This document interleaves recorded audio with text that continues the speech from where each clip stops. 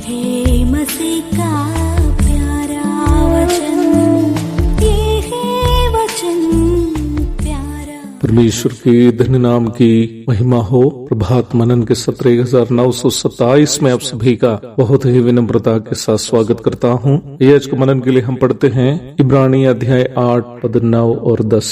ये उस वाचा के समान ना होगी जो मैंने उनके बाप दादाओं के साथ उस समय बांधी थी जब मैं उनका हाथ पकड़कर उन्हें मिस्र देश से निकाल लाया, क्योंकि वे मेरी वाचा पर स्थिर न रहे, इसलिए मैंने उनकी सुधि न ली। प्रभु यही कहता है। फिर प्रभु कहता है कि जो वाचा मैं उन दिनों के बाद इस्राएल के घराने के साथ बांधूंगा वो यह है कि मैं अपनी व्यवस्था को उनके मनों में डालूंगा और उसे उनके हृदयों पर लिखूंगा, और मैं उनका परमेश्वर ठहरूंगा और वे मेरे लोग ठहरेंगे। पुरानी वाचा जो न्याय व्यवस्था पर आधारित है और नई वाचा जो प्रभु यीशु मसीह ने अपना खून से रचा है, दोनों के बीच के अंतर पर हम मनन करते आ रहे हैं। कल के मनन की परिसमाप्ति पर हम ये देखे थे कि पुरानी वाचा विधियों एवं नियमों पर आधारित थी और नई वाचा प्रभु के साथ व्यक्तिगत संबंध पर आधारित है। प्रारंभ में पढ़ी गई 2 आयत वास्तव में यिर्मयाह 31 की 32 एवं 33 आयतों का उद्धरण। नबी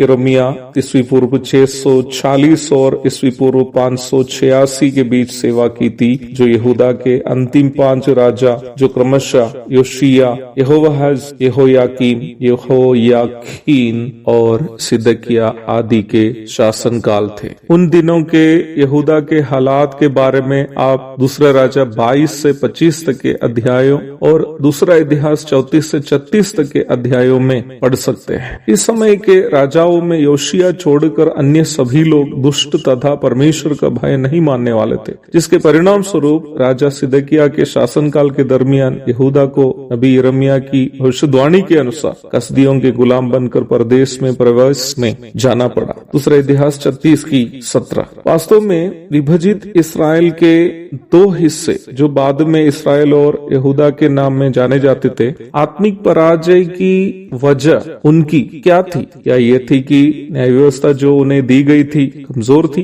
कभी नहीं, क्योंकि हम ये बात पूर्व में भी देखे हैं कि न्याय व्यवस्था भी परमेश्वर का ही दिया हुआ वचन था, इसलिए उसमें कमजोरी बिल्कुल नहीं थी। फिर कमजोरी किनमें थी? कमजोरी इस्राएल में थी। वे लोग न्याय व्यवस्था में केवल अक्षरों से लिखित आज्ञाओं को केवल देखा, बल्कि उसमें परमेश्वर के हृदय को नहीं देख पाए। इसलिए यिर्मयाह नबी के द्वारा ही परमेश्वर उनसे ये कहता है कि एक ऐसी नई वाचा परमेश्वर पुनः उनको देंगे जो हृदयों पर लिखी जाने वाली होगी। हम नया नियम के विश्वासी उस नई वाचा के लोग हैं जिनके हृदयों से परमेश्वर ने वाचा बांधी है, ताकि परमेश्वर के साथ हमारा संबंध केवल नियम कानूनों पर आधारित ना हो, बल्कि हृदय से उत्पन्न संबंध हो। जी मेरे प्रिय भाई बहनों, वास्तव में इब्रानी विश्वासियों के साथ लेखक बात करते हैं। इस पत्री के माध्यम से लेखक उनको ये समझाने की कोशिश कर रहा है, उनके पूर्व के धर्म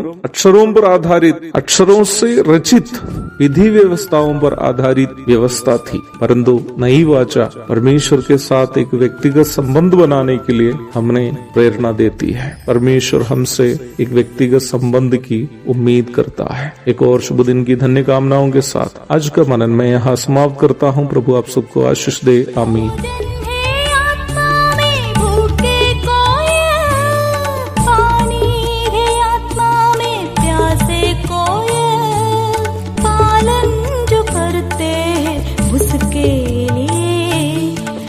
आशीष पाने का साधन है।